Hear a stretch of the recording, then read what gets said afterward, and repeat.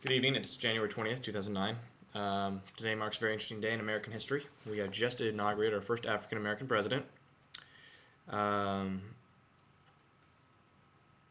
but on a sadder note, we have also just inaugurated the most pro-abortion president and vice president to ever occupy the White House. Um, in just a few days, the pro-life community will gather in Washington, D.C. Thousands upon thousands of people will fill the streets and make our voices heard, and make the voices heard of the infants, the babies, who have been murdered by the genocide that is abortion. It is the most drastic civil rights and social justice issue of our day. Millions of unheard voices ripped from their mother's womb before they had the chance at life. Life, the most basic and most fundamental of all human rights, is denied to almost going on 3 generations now.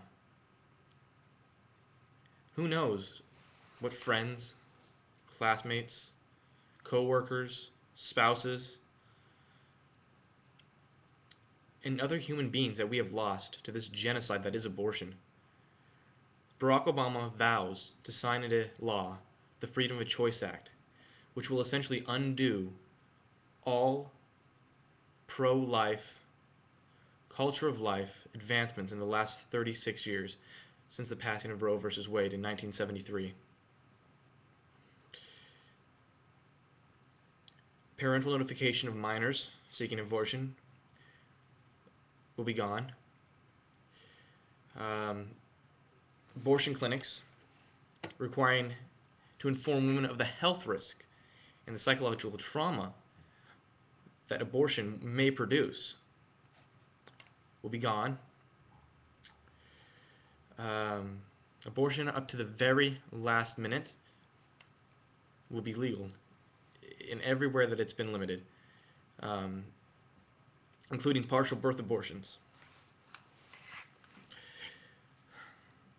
Abortions will be able to be performed by non-licensed doctors, people who have no medical training whatsoever.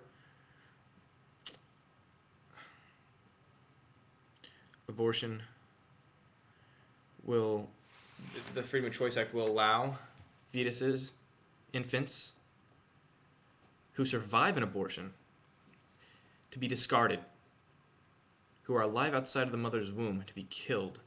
That's infanticide. That goes beyond abortion, but that will become legal with the sign of the Freedom of Choice Act. It's an interesting thing, Roe v. Wade. Very controversial Supreme Court case. In fact, the woman, Jane Roe, her real name is Norma McCorvey. A lot of people don't realize this, but Norma McCorvey never had an abortion. She was going through a difficult time in her life when she already had a child. I believe 2 children, 2 daughters. And she was unable to, and she was worried about being able to support another one when she got pregnant again. She sought to obtain a legal abortion, but it was illegal, and she was unable to do so, so she sought legal means to overturn the precedent of illegal abortions and try to make it legal. Of course, her case went to the Supreme Court, and as we all know, it was decided that abortion was legal in all 50 states. Now, this was decided long after she had her daughter, and the child was born. And so she never had an abortion. And several years later, she came into contact with another young girl. And this little girl had a huge effect on Miss McCorvey, Norma McCorvey, and sparked a conversion in her heart. And now this day, and for many years now, Norma McCorvey has been an active pro-life advocate,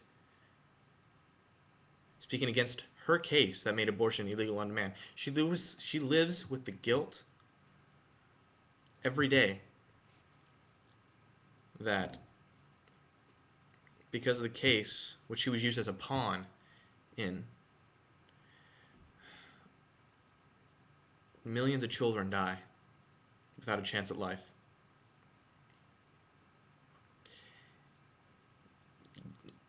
We live with the knowledge that what should be the safest place in the world, a mother's womb, has become the most dangerous place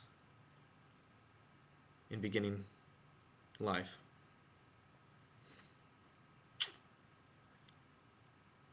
We have an opportunity as a pro-life community, as members of the culture of life, to have an effect on President Obama, Vice President Biden, people like Nancy Pelosi, Hillary Clinton, Dianne Feinstein,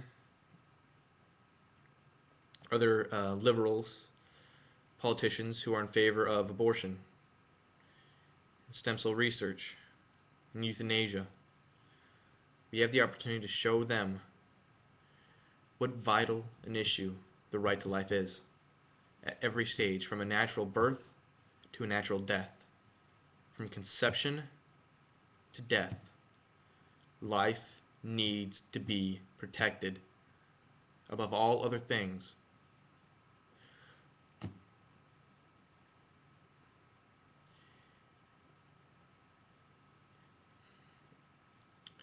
So I urge people to pray. Pray for President Obama. Pray for all the liberal politicians who fight against the culture of life and promote a culture of death, even though they may not know that's what they're doing. Pray for them that they may realize and open up and see how important this right to life is, and how essential the right to life is to every other right, because without the right to life, nothing else matters. Nothing. I, for one, will be saying one rosary every day of President Obama's presidency, for his conversion, and for the conversion of all members of government, that they may see how important this right to life is. I hope you will join me in this call to prayer and helping people see how important this issue is.